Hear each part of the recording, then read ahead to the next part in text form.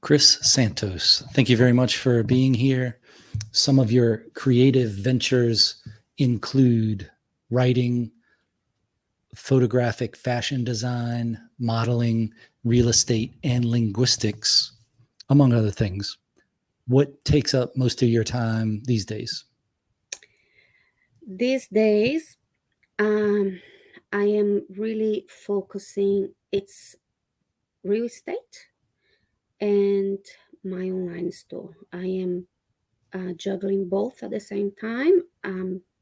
But yes, my main focus is to really take off with the real estate at this point because it's a slow process when you start. So I'm trying to do as much as I can with the time I have. Being a single mom, I've got two children. They are twins, 18, but still young. They 18, but it's still, it's still dependent, not fully independent. So it takes, yeah, I work 7 days, no stop. Do you still have time for writing? Writing. The writing that I am, unfortunately, books, no. The writing I do, it's mainly on Instagram quotes.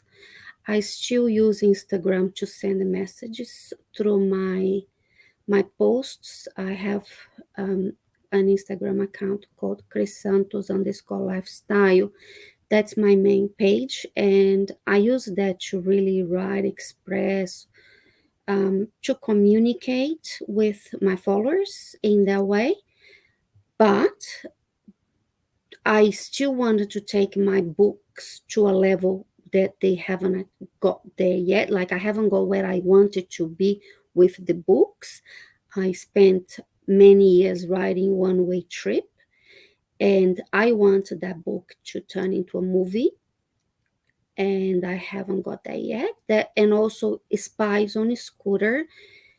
Also, those two books are I wanted to turn into a movie one day. So I am not just I didn't just write and live there. It's online, it's everywhere, but I am trying to get attention from directors, producers. Haven't had luck yet, but it's a story that I is One Way Trip, especially that I wrote first. It's a lot of um, it's a lot of passion, compassion, friendship, love, loss, and I really want to shine light on addiction. This is inspired by true stories, and I truly believe that needs. I wrote that book visualizing everything on a big screen. There are a lot of dialogues. The reason for that is because I could see the characters talking to each other on a big screen all the way. So the goal and is to turn into a movie one day. I don't know how that's gonna happen. I'm hoping to get coming my way, but if you know, I'll keep trying. I'll keep it. I wanted to see that on a big screen for sure, and I do wanted to bring attention to the topic. The reason for that is because I think it's a worldwide social illness addiction. And the more I have teenage boys, I see where, I live in a country which is incredible, it's Australia, but I see more and more. I drive and I see young children, even younger than my kids. I can see they are on drugs. I can see them in the streets. I can see, and I think if we don't speak more about it and if we don't shine a light on it, this is just, I don't even know where we're going to get. I think communication is the key. With my kids, for example, I communicated all the way because of my fear, because I did lose people in the past to drugs. And I believe communication and actually truly show what it does, not just to the person using, but also everyone around that person. And my book called One Way Trip is because there were no coming back from that and there were losses. So that is a big passion of mine. Sorry if I spoke too much. No, that's good. That's the reason we're here. When did Yeah. you start writing? Oh God, no! I've been writing when I started reading, age 7. For a very, I always loved writing. It's my way of expressing myself. Being an only child, I had my imagination just went, never stopped. So I had time, the time playing by myself. I love writing and reading. I learned to read very fast, and it's totally a way of letting go a lot of. It's like almost self healing at the same time. Everything I have written since I was 7, it was self healing. It was about expression and about love, about healing. Um, and yeah, so I started with poems. I had a box of poems. If my mom still have, of course, would be very childish at the age of 7. But I used to love reading poems. That was my first. I fell in love with poems and poetry, I would say. And then from there, I write. I start writing. Yeah, I wrote yeah. Those two are definitely my main one. But writing, I still write. Like I said on Instagram, I still communicate, send message through writing, quotes, everything. Yeah, I think it's very powerful. Communication to me, being a linguist, and maybe even before that, is so powerful. I don't think people understand the weight of the words when you speak, especially, and when you write. It's there, it's documented. I think, in general, when if people thought more before they spoke, um, that would make a huge difference, because a lot of people feel deeply affected by words, and can cause mental health, can cause distress. So I think and at the same time, when you do use the words in a good way, you can save someone or you can lift someone. So words to me is so powerful. We've seen throughout history the power of word. When you see the leaders of the word, they are powerful because they know how to use the words. So to me, word is really, it's a lot in life, in human life. It's, yeah, like, it's very powerful. There is no other word for that. I think it's very, very powerful. Yeah, in civil service, I was in a group called Critical Incident Stress Management, which was like a peer debriefer, and we would do debriefings after big events, that either shootings or whatever else, anything that was they thought would be a big deal. There was a list of events that would trigger these peer debriefings, and in the training of that, you learn how to facilitate people in a group just talking about it, because you'd have a whole group of people that respond to a scene, and each person has a different little slice of the pie that their perspective gave them that other people didn't see. So if they Mm, all talk about it, then it really does give every person a bigger piece of the picture. They see a more total picture. So you'd have people understanding what other people were thinking at what time and what they saw, and it helps put a lot of pieces together. And I was glad in that training it talked about, when you're the facilitator for it, to talk less, that it's not about you, it's about the situation, and getting people to talk about it the right way, in that the words you use can make things worse. And I saw times where words that people said made things worse, and I saw times where people didn't talk and they used the right things that we learned in that training. And I was like, wow, that's it. Things that maybe, if you've been in situations, like, don't say this thing, that just the way you talk makes a huge difference when you're dealing with a traumatic event and trying to understand it and get through it. So, with your experience in linguistics, and I guess what you said about the weight of words, how does that affect your writing? when you have the experience in linguistics? Um, I think I use I use my writing in general for the good, to send a message, and the weight and the message is in there.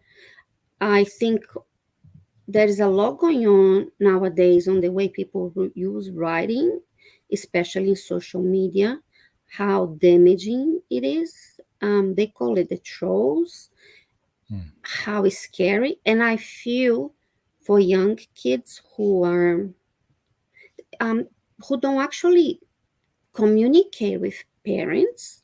I always communicate with my kids a lot, and I know for some teenagers really hard to communicate and they shut down. So I think it's really important. The communication is so important. Is growing up.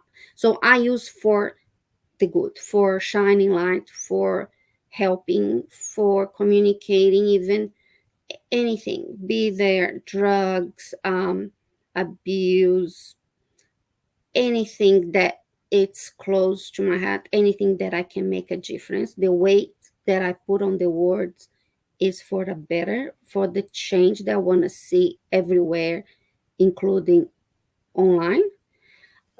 And that's how I want to use. I never, or I try, I hope I don't go in people's Instagram, social media, and use anything bad. Or if I don't agree, I just, everyone has their opinion, but I try to use mainly, if I'm writing everything, it's for a change, for a good reason, for a good cause. And that's where I put the weight in. When you were writing your books, what programs did you use to write those? Was it on a computer, a typewriter? Did you handwrite it? What was your Now, that mode? was such a long time ago. I started writing maybe one way trip, maybe 30 years ago, that long. And then took me years. And then did I start on the computer? I think I started on the computer, just Word. It was very old, like, computer, not like today. Everything is Mhm. done today, like AI came in. And I don't know, I haven't used AI for writing, but I can. Oh, actually, I did use AI for my websites, just website, not for my creative. Like, I thought that's great. It wrote fast. I'm like, this is great. But in the past, now was me sitting in front of the computer many hours a day, many hours. It was that way because I was hurting. I lost people, and I didn't have access to the psychologist. Maybe me again. I don't think I was a good communicator with parents, my mom or family. I kept it all myself, so I used the paper. So that's when I say it was healing. And I used to sit down for that book. I sat and I wrote sometimes 7 hours in one day, just to let it out. And yes, that's what I did. I used a computer and just How'd basic, you just Word. how did you go about organizing your thoughts and getting it in the right order for the book format?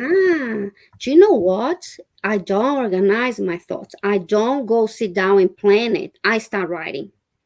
I start writing, writing, writing, writing. Couldn't care about the grammar. I just write, write, write. That's normally how I write, because when I finish, then I go back and edit and edit. I don't think about anything, and then things come. You start. You start the first page. You just put it, and I am very grateful. I don't procrastinate when I'm writing either. It just develop in my mind. It start with one word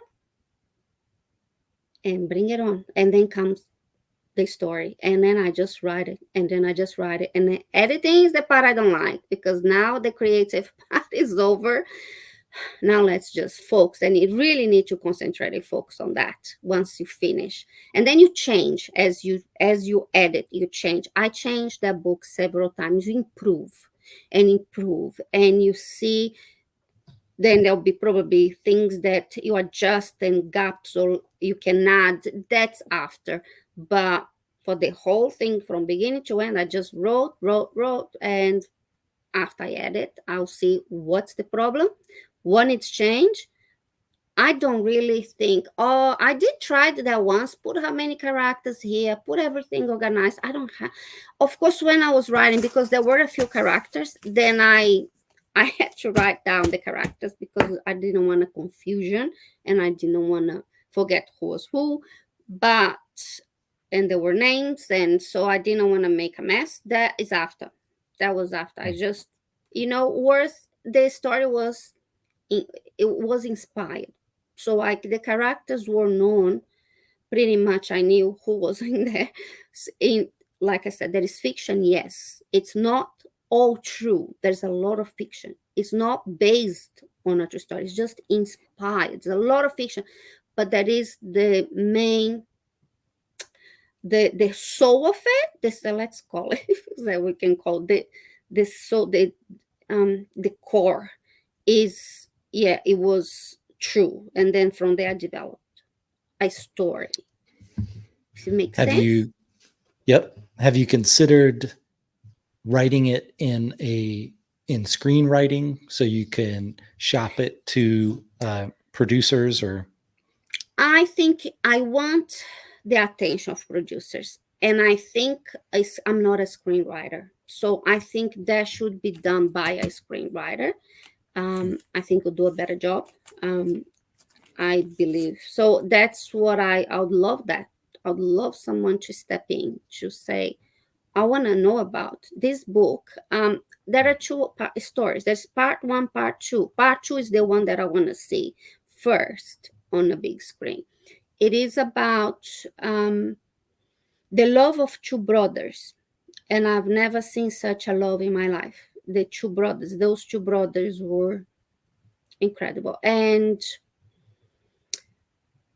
the older brother takes he was becoming very successful in sports, and he took his little brother on a trip with him to go on a competition, and there was an accident and the little brother died on his lap, and then he started to blame himself, and he wanted to go and be with him, and that's when he lost himself, and he started doing all the wrong things. The parents loved him, we loved him, but we say no, we don't want to be involved because there is also fish. So there was that is friendship, and this friend, it's involved in that story, try to save him, but then you have to, it's almost inevitable what happens at the end. But it is absolutely beautiful. It is heartwarming. There's a lot of love, compassion, friendship, and it's very important. There's the addiction part, and what it caused and what happened in the book. This is mains the story, and it's got incredible. It's really incredible. The connection that the two brothers and the friend and the person who lost his brother is so strong that goes beyond life. If I can give you a little bit of insight. if it's inspired by true events, how did you come up with the storyline, the creativity part of it? How did you manifest that? Like I said, I wanted to be not, I didn't want to sugarcoat, but I also wanted to have a lot of love there, and I wanted to have a lot of connection, and I wanted to be interesting, and I want the facts to be captivating so people don't get bored. But at the same time, it is about addiction, and I wanted to not be so light. to be as it is, to be quite raw and quite real, if it makes sense. Did you have ideal readers when you were putting it together to maybe not see the first draft, but the second or third draft just to see if it was tracking? Or did you have writing groups that you were involved in just No, getting I your did. writing style straight? No, once I finished is when I gave to some people, and everyone who read loved it and got hooked and wanted. I had one friend, she finished in one day. She read, it's like over, it's almost 200, 164 pages. She read the whole thing. She said, I couldn't stop reading. So that was my feedback. Before, no, I'm going to finish. I want to do the way I want to do, and then I'll let people read, and then I'll see. Not once I got a bad review. Okay, it's family and friends, but I know I wouldn't spend years on this story. I wouldn't spend my time if I didn't believe this is an incredible story and needs to be read, and people need to know about it, and we need to talk about addiction. It is huge. How did you publish it and market it? Self-published. These both of them. I to be honest, I did, yeah, self-published, and I just myself try to do, and that's probably why I got stuck. But I think it's protected in that way. I wrote a book once, and I did send it to people before I published, and I had an impression that that book was copied and by a, I'm not, I'm not going to say, but like I just, so I felt I'm not going to send it. I'm publishing first and then I'm sending it, and in that way it's safer. I don't know how to do this in a different way. I felt like I'm not doing it again. This is my story and I'm not gonna muck around. So if someone is serious, who is a serious publisher, producer, then now it's published. It's fine. We I feel safe in that way, and that's why now I learned. Someone told me what to do is to write, to print, put it in an envelope and send to yourself. That way it's proof that when it, I don't know if that's how I did that once, but just to be safe. But if it's the way you Yeah. do, I just feel, look, yeah, I don't know. I didn't feel I was safe by just sending. I didn't want this story to be. This is my story, and it took me years, and I wanted this to be published and to be. I can still publish or republish, and if there is interest. I spoke to a publisher once, and she's not her type. I think she does kids, and she said that that's easy to do if you get a publisher. It's not very hard. It's self-published. It's easy to finish that and republish, and which is fine. Yeah. I've heard the mail it to yourself in like a certified letter and then also email it. I mean, I've heard the other one back before the email was a big deal, and then email it and that puts the date stamp on it and all that. And Email, then yeah. the other is just get it copyrighted, get your ISBN for it, and send it to whatever the equivalent of the Library of Congress is. If you're going to publish it in the US, send it to that. And if you're going to publish it in Australia, I'm not sure what their equivalent I is. did that. Yeah, I did in the US. It's copyrighted in the US, Okay. just to be safe. Yeah.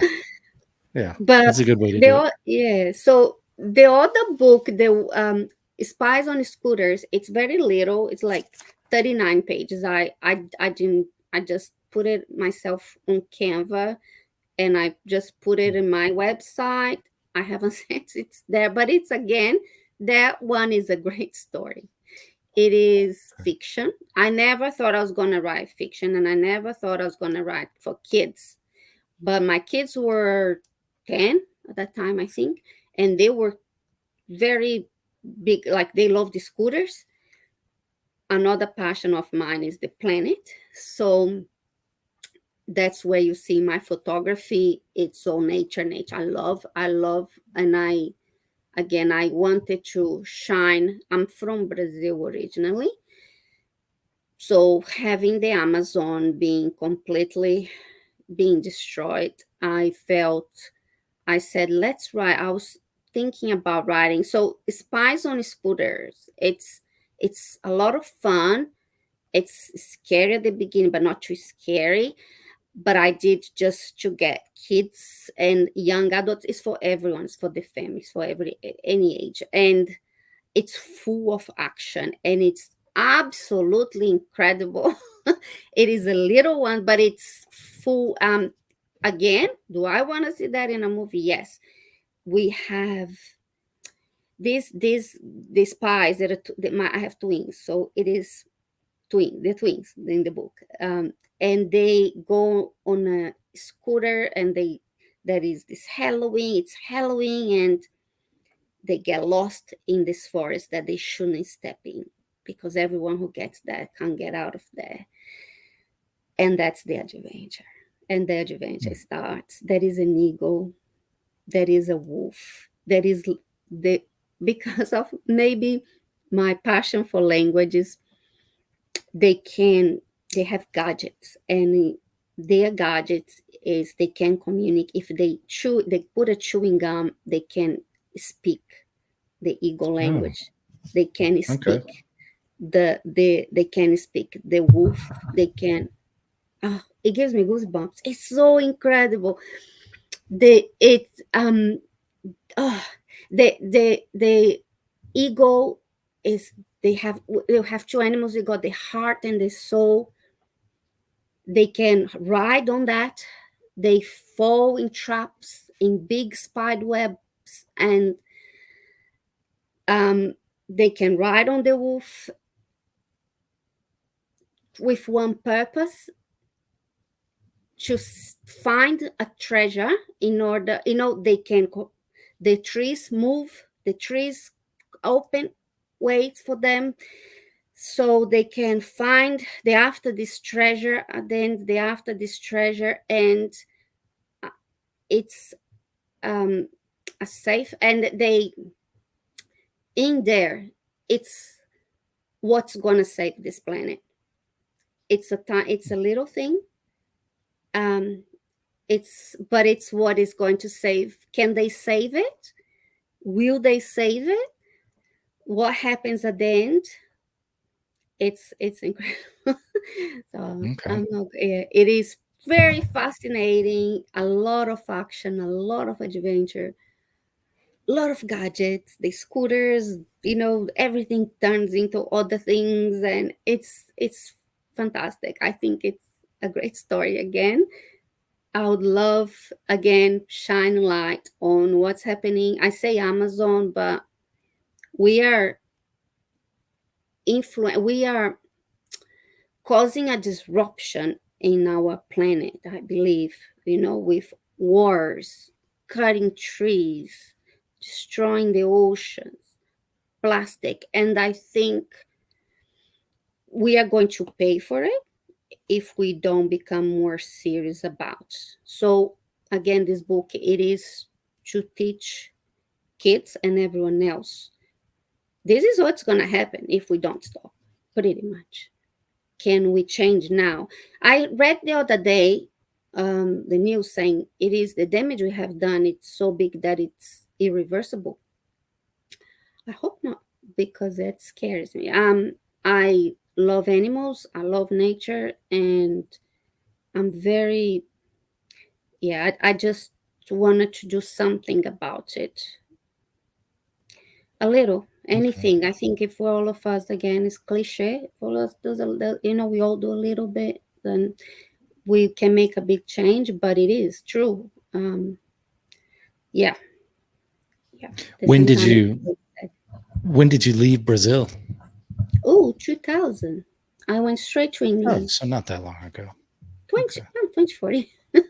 Yeah. I went, yes. I went straight to England. I thought I was going to stay in Europe, and I ended up here. But this is home. I'm very grateful to be in Australia. It's a wonderful country, and my kids were born here. They have a great lifestyle.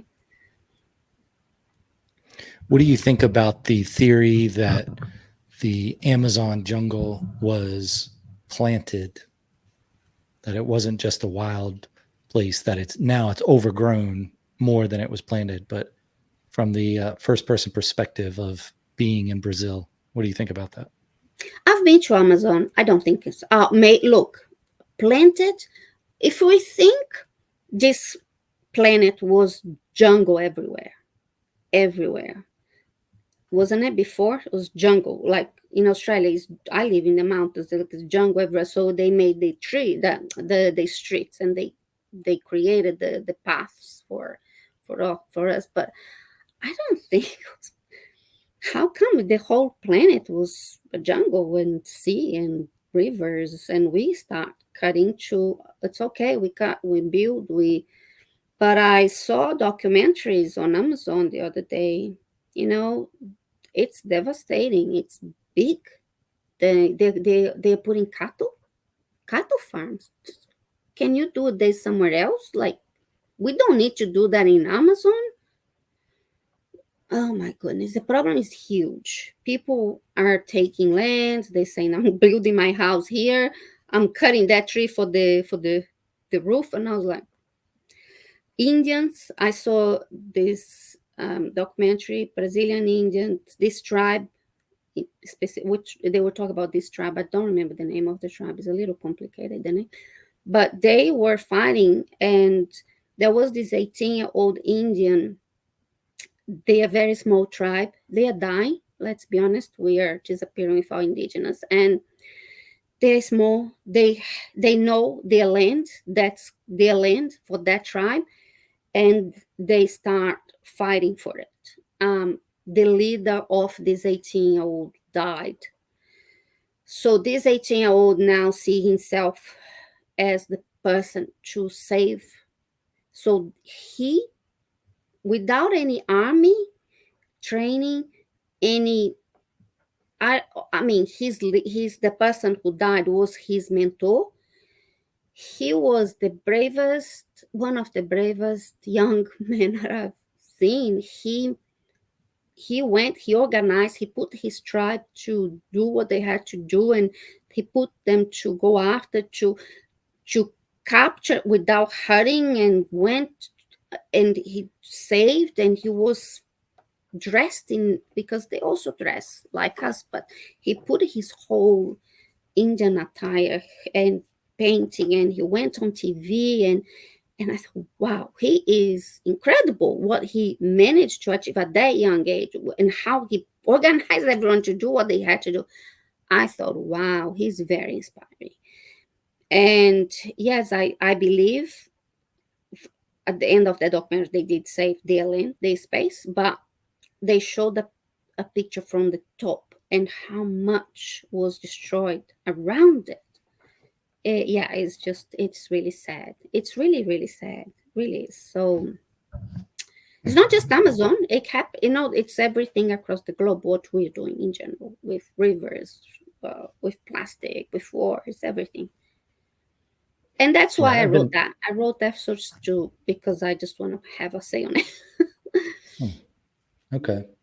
I've been doing a lot of research on the Guinea area of Africa, and then Brazil, and up through Central America in the time of the late 1700s and early 1800s, because I've been working on a historical fiction novel I've been probably doing it for about 8 years. And it's one of those where I'm not good enough yet to finish it the way I think it needs to be finished. So I set it aside, work on some other stuff, and then come back to it every now and then. But we recently went to Peru and to Ecuador, and that's the first time I've been to South America or Central America. And it's interesting. I learned a few things on there, a lot of natural stuff. We went to the Galapagos, so got to see maybe untouched nature more than we didn't go to the Amazon though. I think that's on a later trip, but it's interesting to see how that works. I think on that, the big thing we learned on that trip was altitude.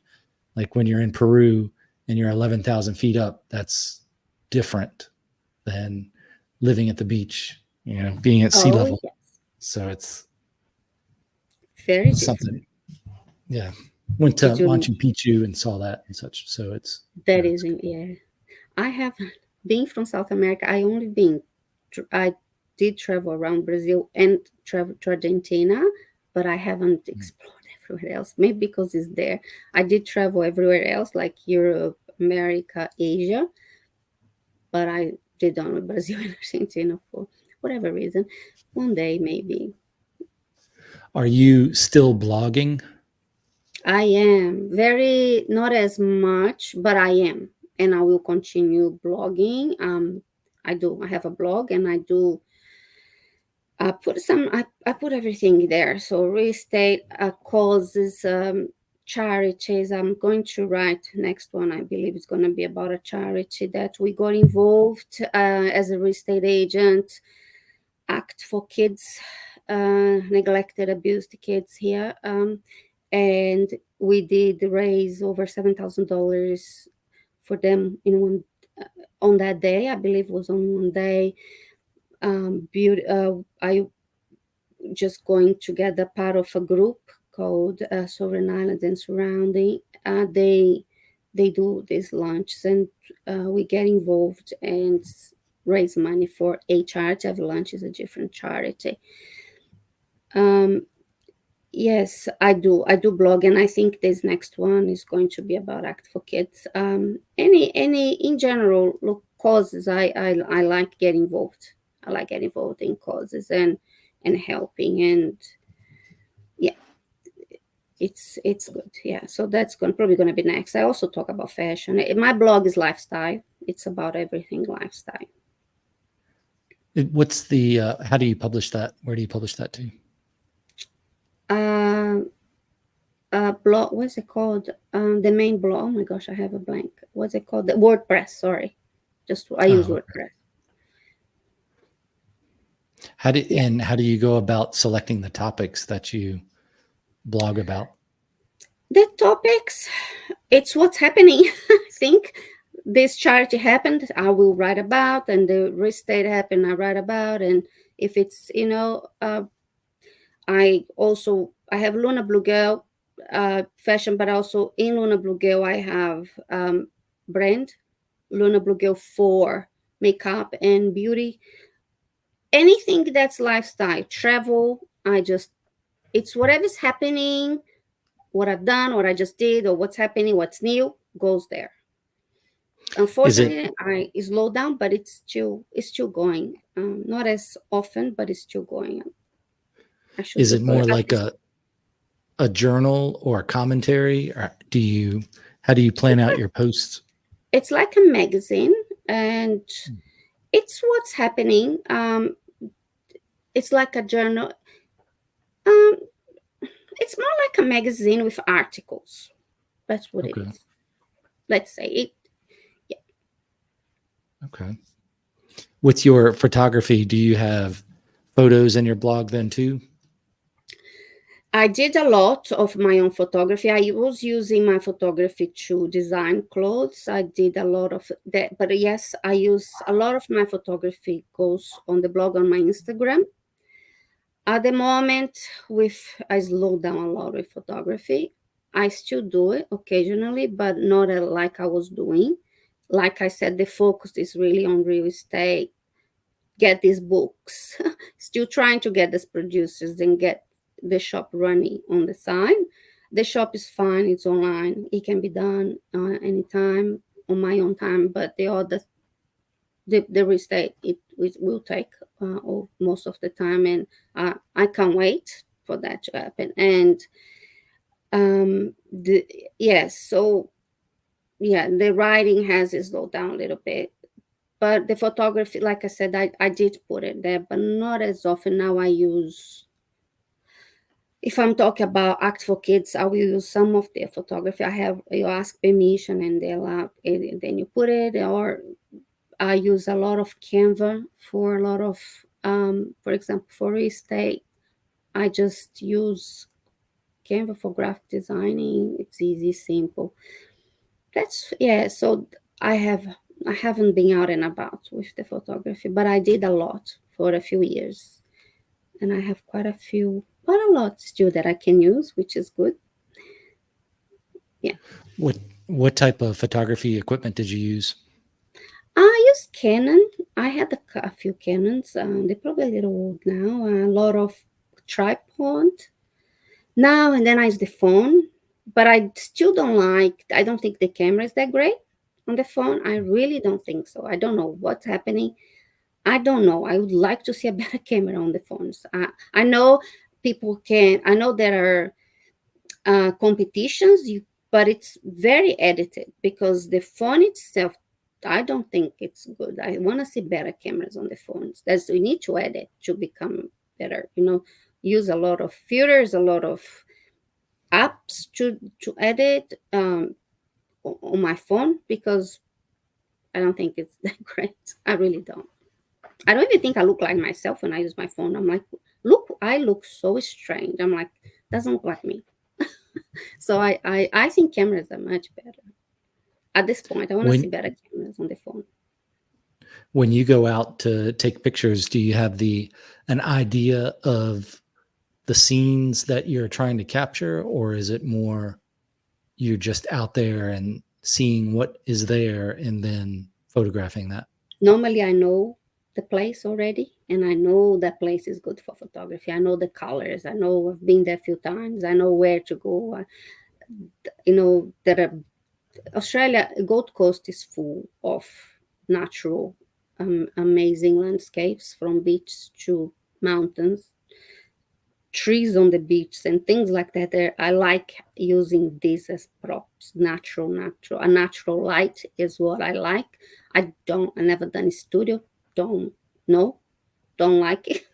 Haven't done. I don't know. I can say I like, but I like natural light because I think you get and I like the background being natural, being real, being um, it's beautiful. I love before it's raining when the clouds close and they're heavy and becomes dark and you can get those clouds and it becomes a very dramatic scene.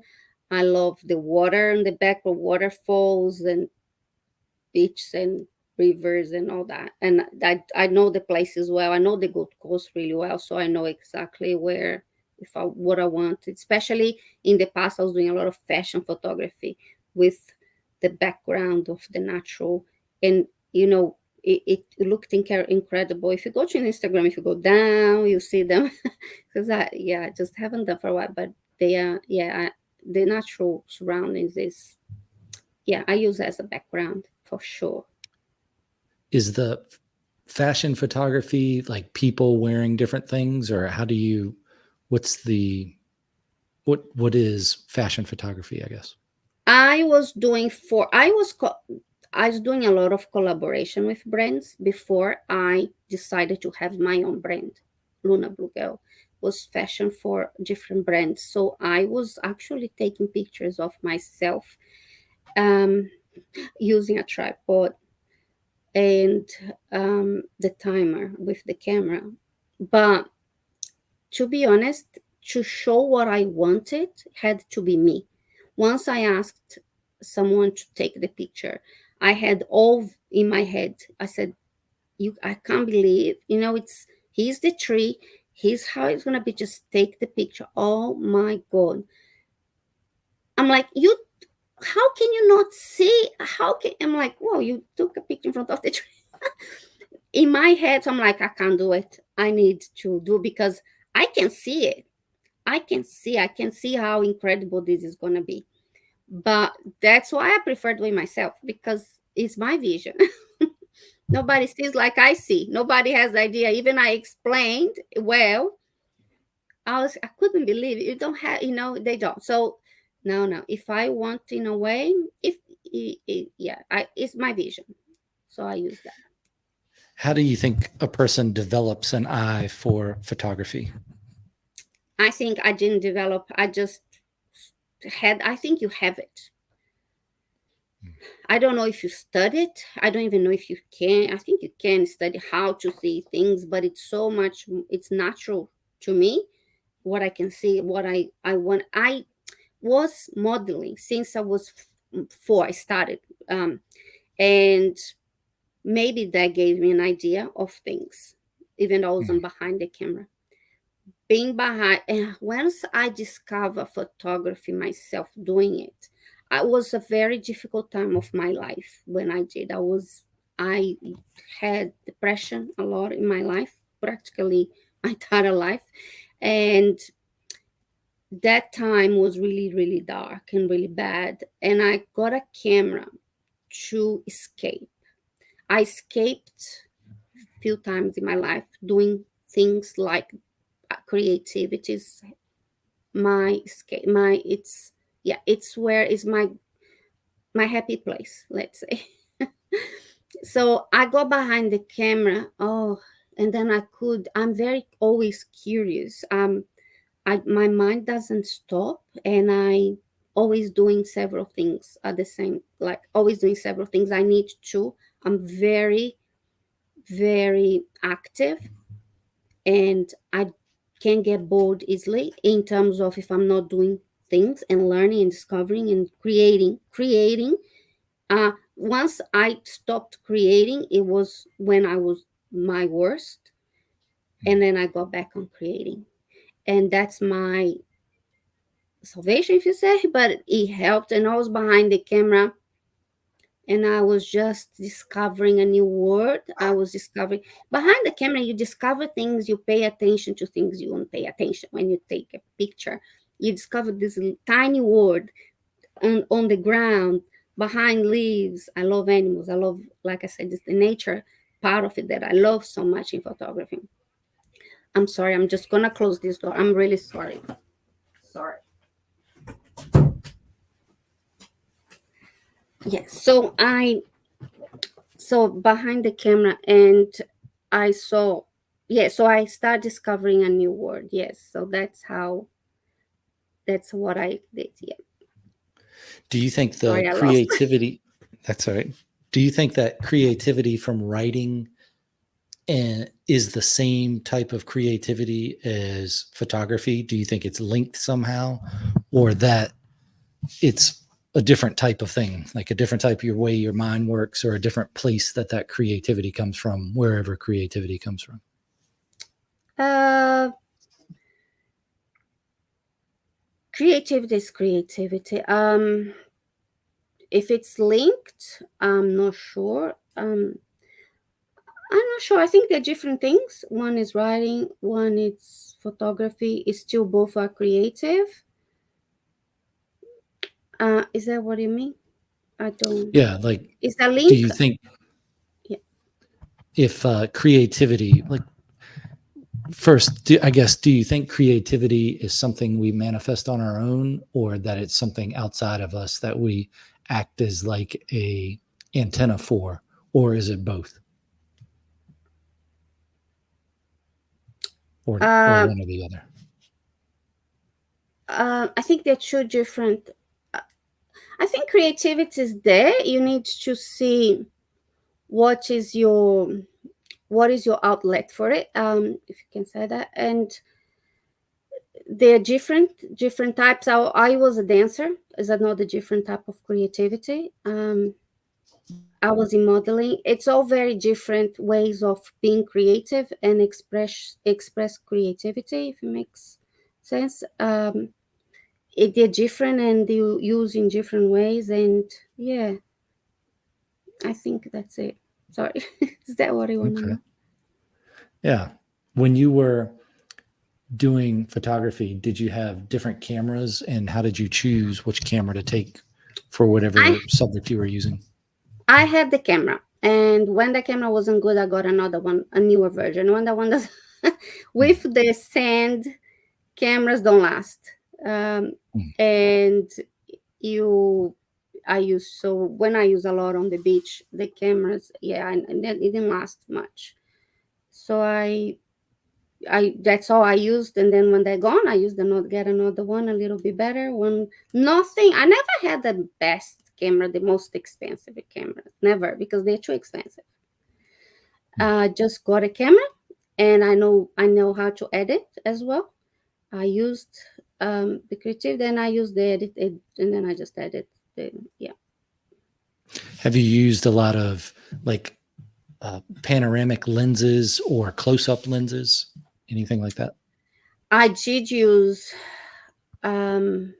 wide lens, but it was horrifying because I bought the lens and I think it was fake. It was like a piece of glass. So I don't think it didn't work.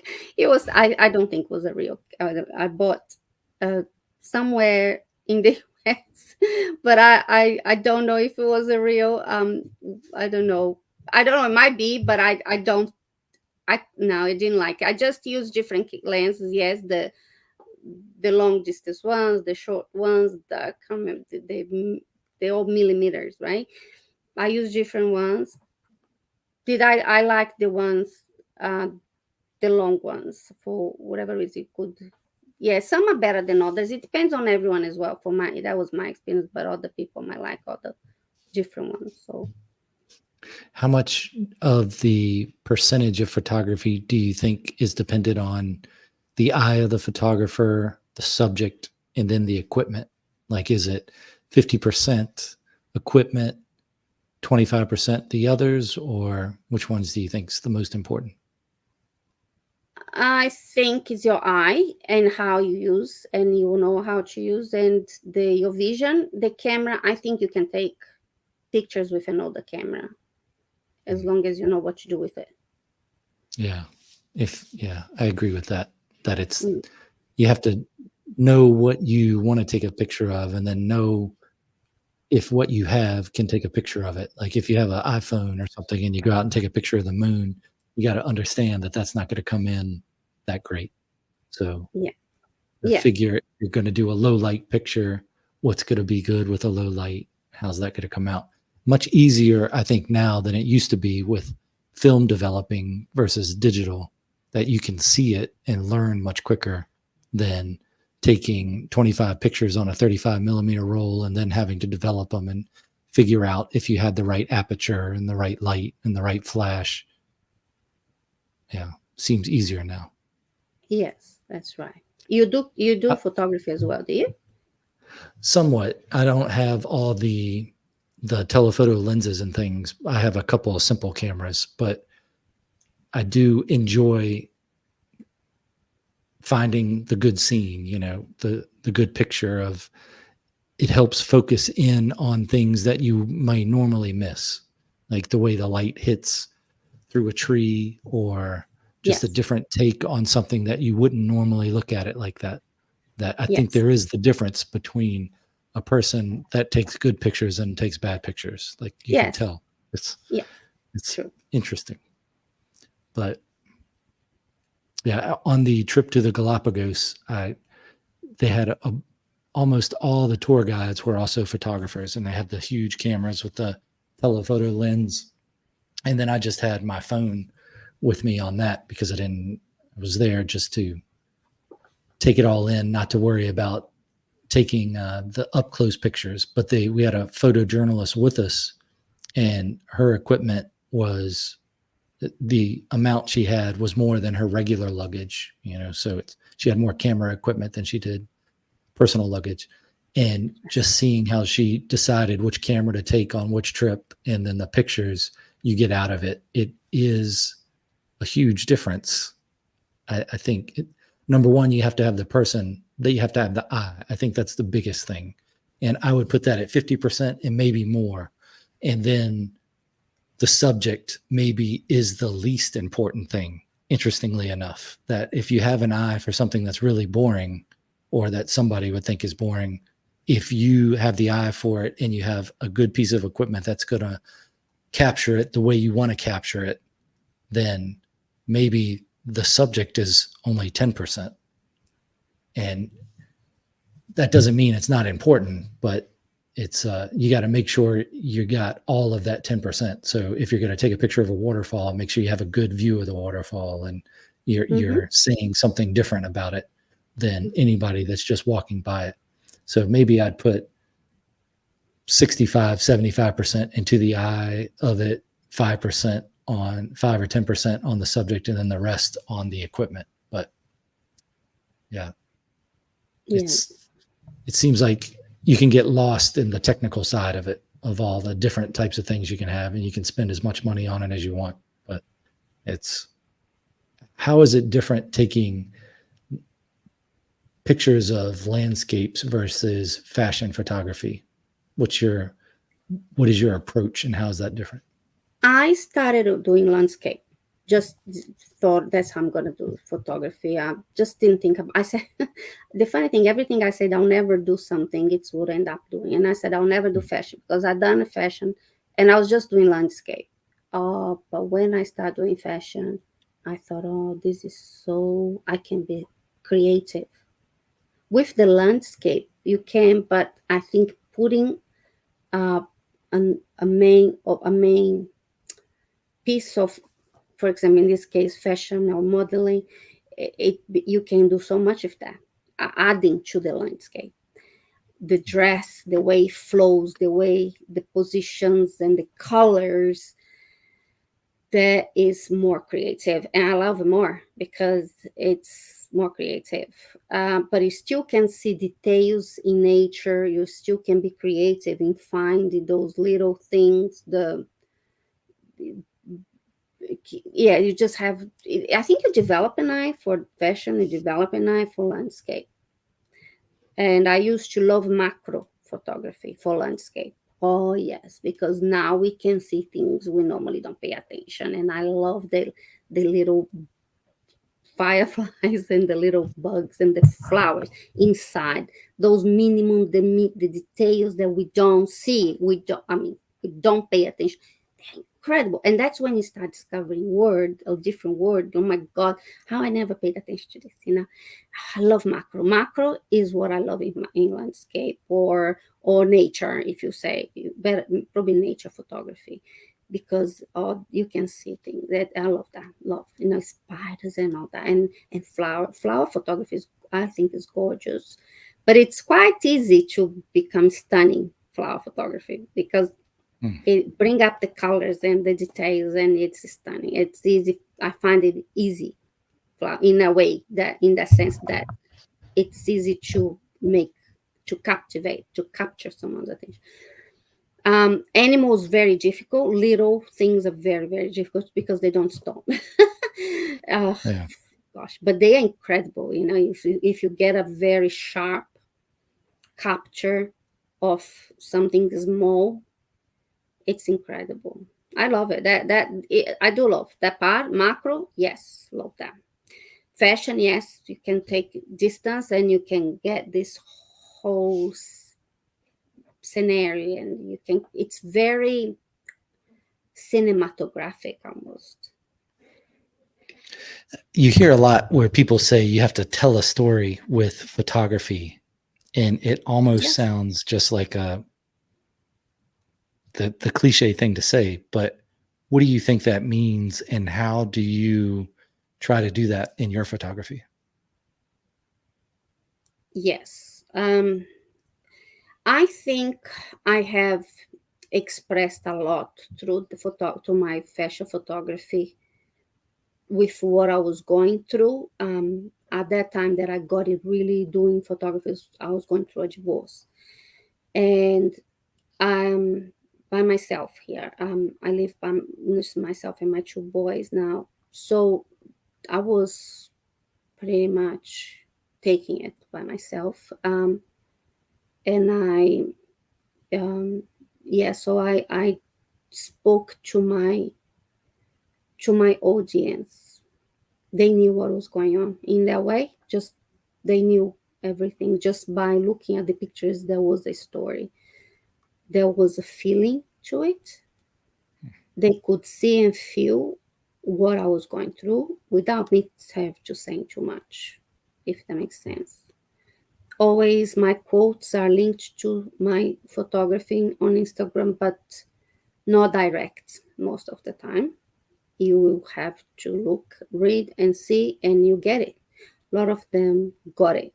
Um, I made a lot of friends. I used to look, I'm not as good at the moment doing Instagram. Like I do communicate, but I used to really engage DMs through DMs, but just my time is now it's only on my feed with my comments. Uh, not as much on DM. But I do have great friends that I made um, since I started in that journey with Instagram, with blog. The blog was before Instagram, but Instagram opened up a new world. You know, it's a visual storytelling, and people are now they don't read as much. They just by looking they understand everything through the pictures, and mainly the image is capturing. At the moment now changed. That was when I started. Now it's video. Videos are real and more real. It bringing the more become a little more because Instagram it's not real. Let's be honest, it's not real. It's not real life. People are not happy all the time. Sorry, people's lives are not great like they show. You know, people have no idea. Sometimes some what I portray exactly what I want you to see, but doesn't mean it's reality. And I use that a lot because my life is full on, and I now people say you great life. I work 7 days. I don't have a day off. So two kids running around hospitals and doing 100 things. So, but oh, you walking on the beach. Oh, you go now. I go there, take a picture, and I'm going because I don't have time. Spend time there. You know, I don't have time to go to the beach. When I am dressed like I did a video wearing my this speaking dress from Luna Blue Girl, that was pretty much a 5-10 minute video done gone. I have to go. I've got to back to work. Hmm. So you think, oh, look at the lifestyle. No, I used to go to waterfall, take the picture, leave. I'm not there enjoying the waterfall the whole day. It's not real, people. It's not. What do you don't understand? People are not happy all the time. Life is not that great all the time. Real life have got real problems, real issues. We portray what you want to portray, what you want to see. How do you Am I? choose But the? I'm not going to say I'm fake. I'm not fake. What I'm saying is what I'm feeling. What I'm putting out there is what I felt at the moment. I wanted to send you that message. Sometimes I just put this like the last post, it's just a song, and it's what I was feeling. And it is still communicating. It's still real, but it's not real life is really a lot is full on. It's not like oh I'm constant eternal holiday. That's what I mean. Not that it's my I try to communicate with my uh, audience, and I don't portray look everything is perfect. And it was actually quite I was reading few many months ago that's quite toxic to believe that everything has to be perfect all the time and you have to be happy all the time because that's what people are portraying. Yes, people want to know more about good things, and but you never then there was people feeling guilty because they had issues, and then why am I not happy? Everyone is happy, and becomes then not the right message. Not everything is perfect all the time, and life is not perfect. So and that's not real life. That's some parts. Yes, we are trying to show some of the things we do, some of the things we are going through, but my kids have I'm always at the hospital with my kids. They had accidents and broken bones, and I haven't slept enough, and I'm overworking and things like that. So yeah, that's what I mean. There is the real life behind it, and we don't talk about. And we're not perfect parents, and we're not perfect people. We're not. How do you select your quotes for your Instagram? According to what I'm feeling, according to what I'm going through, and yes, last one is like is a song that I put it. Actually, I put a song And the song said it also, like I don't have to run around trying to prove myself to people or something like that. The song that says on that in the video, but I select if I want to send a message. And if it, for example, if Women's Day, and then I do write something that's of value about that, and if there is against domestic violence, then I'll write it. It depends what's happening and what I wanted to voice, what I wanted the message, and who I want to reach, and I want to shine light to the social problems. Most of the time, Instagram it's for that. Yeah, a lot of it, and mental health is a big issue, like not issue, but close to my heart, just because what I went through. Drugs. So I talk about everything on my Instagram pretty much. And if it's to help, I will speak up. Where do you keep or how do you store your photography? Do you have it on a cloud or on a hard drive or? It's everywhere. I have a lot on this old computer behind. I'm using the laptop right now, but I have an old computer that I haven't turned it on. There's a lot in there. It better turn on. It better turn on because just old. Then I have a lot in here. I have on my phone. It's actually everywhere, but I know where to get them. I know where they are, although they are not in one, because there are so many as well.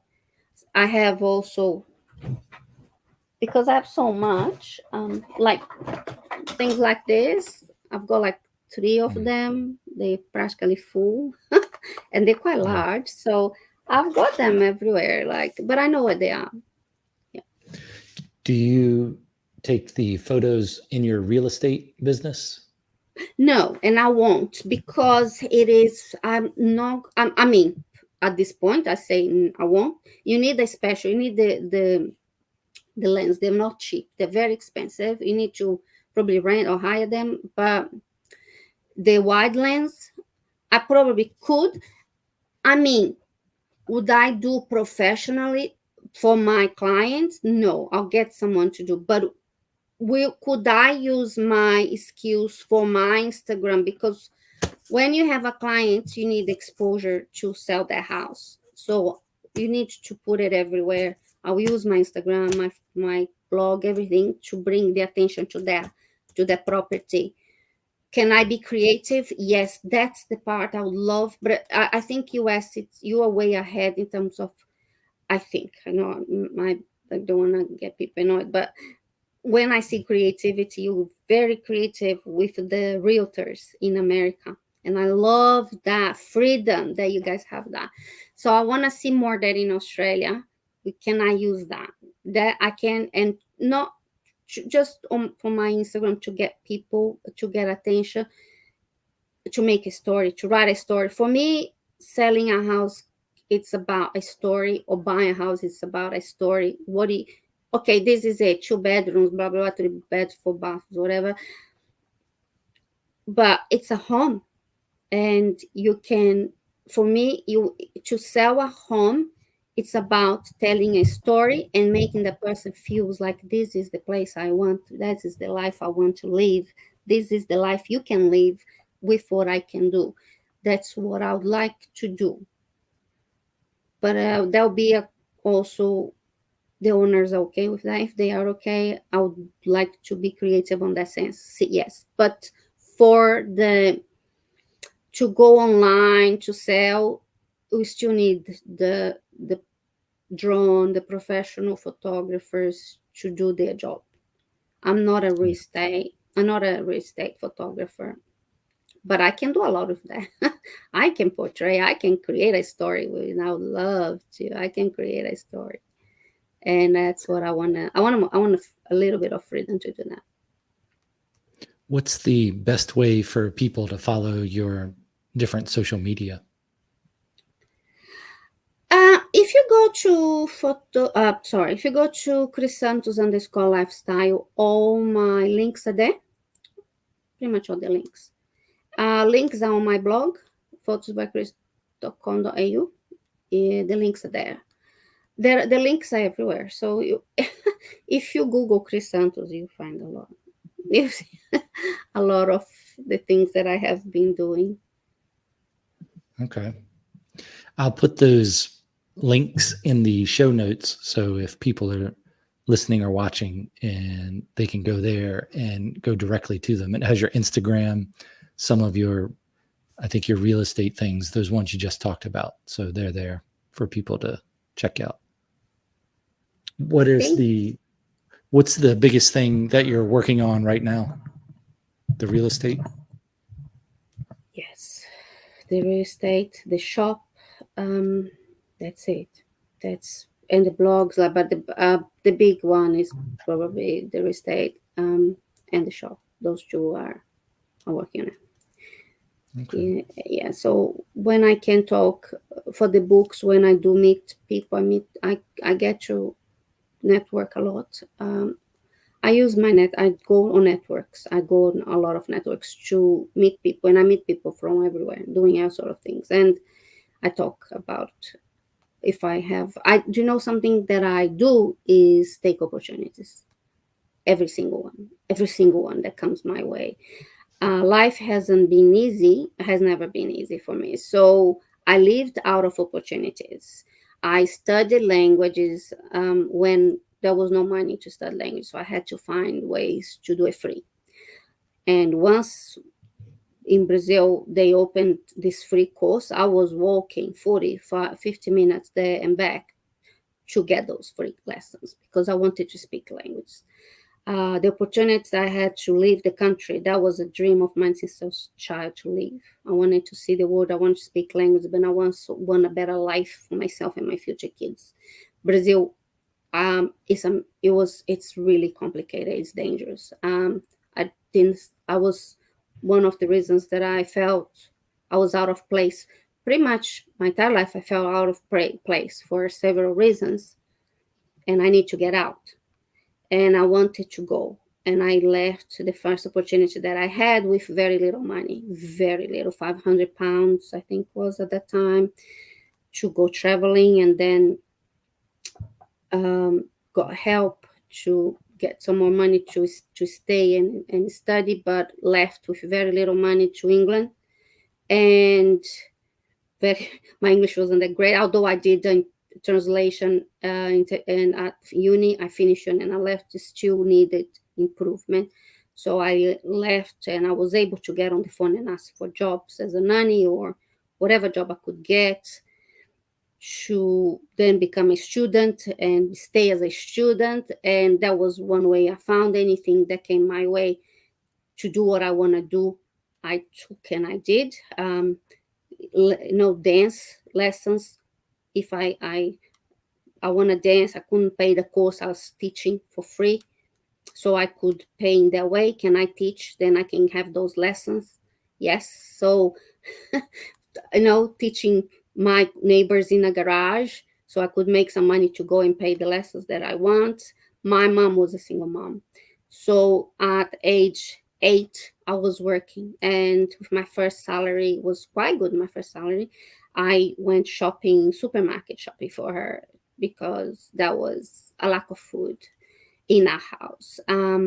So I, age 8, I came down from the supermarket with a big paper bag with rice, beans, and vegetables and biscuits and a little bit of biscuit. But I was quite mature and adult to actually go for the vegetables and all that. But I did buy a pack of biscuit that in those days. That's how old I am.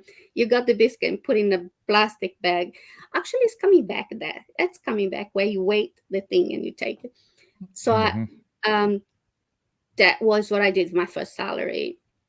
So I used to raffle things as well. So to get money to do the things I wanted to do, my mom was going to work and I would get on very independent, get on buses, go to very dangerous areas, to even if I wanted to dance in a place, to have lessons in this beautiful historical theater in the city center of São Paulo, which is a very big city. Very dangerous, very complicated. Me, you gotta be street smart, and I am, and I used to be. I was born street smart, so I used to go there. And I remember going there for dance classes as well, different places there. But get on the bus very young to do that by myself, and back. But something that everything I wanted to do, I did, with resources or no resources. I'll find a way to do it, and I did. No regrets. I don't care if I'm not the most famous, successful. I think the society has imposed success. Success is money. Success is your achievements. I came from nothing, and I've done quite a lot, and with very little money. So depends how you see success. I say do whatever you want to do. Life is about experience as well. And I'm very curious person about everything I wanted to do. Even if it doesn't work, I did it. I don't think too much before I do it. I do it and see if it works, if it is what I really want to, if it is what I really love. But then if it's time to change, I studied languages. I studied 6 languages in my life. I was in linguistics, and it was time to change. It's nothing is lost. My knowledge is not lost. Knowledge is never a loss. It's what I say. I helped with my knowledge. I have a master in linguistics. I helped my kids through holy school because they had very severe difficulty, learning difficulty. And because of my knowledge, I was able to be heard.